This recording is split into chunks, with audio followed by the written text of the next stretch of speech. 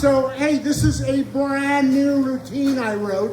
I wrote this, I was sitting on the phone with someone, made a joke off the cuff, and I wrote it. So I'm like the kind of guy who never wins the gold. I always win the silver. But I would never be a leading man. I would just play the leading man's best friend. Just like Ronald Reagan. And look at where that got him. With Alzheimer's and dead. You know, my dad had dementia, except for the last night of his life. He's there. It was the Yankees against Arizona in the World Series. My dad was a Yankees fan. He was just there the last night. We're there watching. He said, turn it up, turn it up. Turn it up. We're there in the nursing home watching it. And the Yankees lost. And they lost the World Series, so he had to go with that disappointment. But you know, this is Pride Month. Hey, Pride Month. And when I was growing up, most of my friends were gay. It's not like I tried to find gay friends. I couldn't tell. I mean, I thought that Liberace was straight.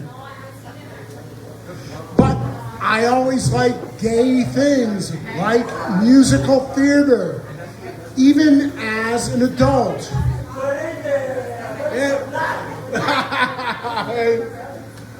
And with musical theater, I was there in my back room watching H.M.S. Pinafore, a live performance of it on PBS. And my wife is in the front room watching a Niners game. So she's there watching Jimmy Garoppolo get sacked while I'm in the other room trying to watch Buttercup get sacked by the obviously gay captain. Sweet little Buttercup, pretty little.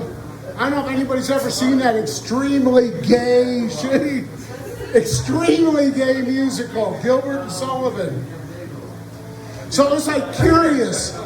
I asked one of my gay friends in there, you know, I like musical theater and all this gay stuff. Could I be gay?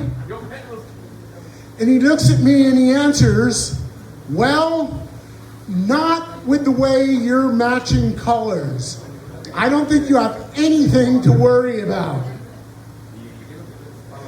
When I was that age in high school, there was this little young lady. I had a classmate, I had a tremendous crush on her. Tremendous. I asked her out several times and she kept telling me no, no, no. So I went to my high school reunion, my 40th high school reunion a few years ago. And I see the girl of my dreams there. And she walks up to me.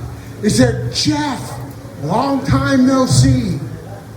And I'm there thinking, right, great. My wife is sitting down right there. Ain't nothing gonna happen here. And then she goes, I'd like to introduce you to my wife. So I'm there, oh, that's why you would never go out with me.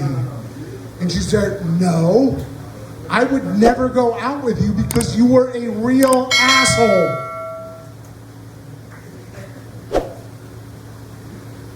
I wasn't really an asshole though, it's just that I had ADHD. And so I had difficult times in social situations.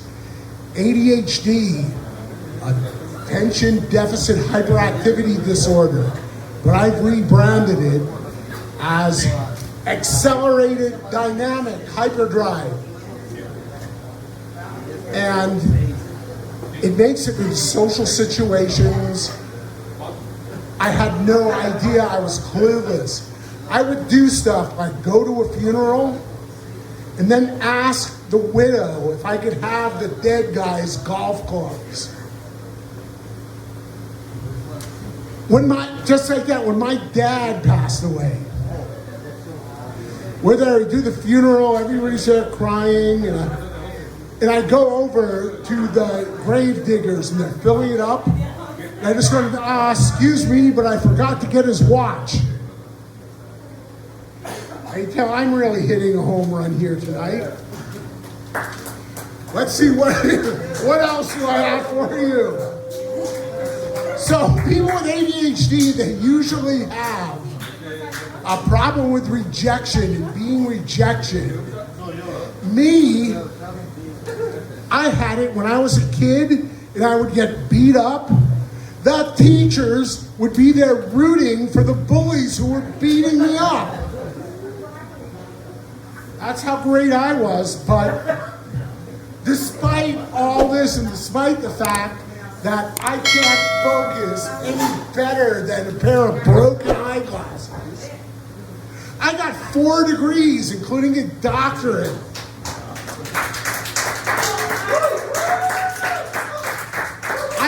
I'm an ADHD coach.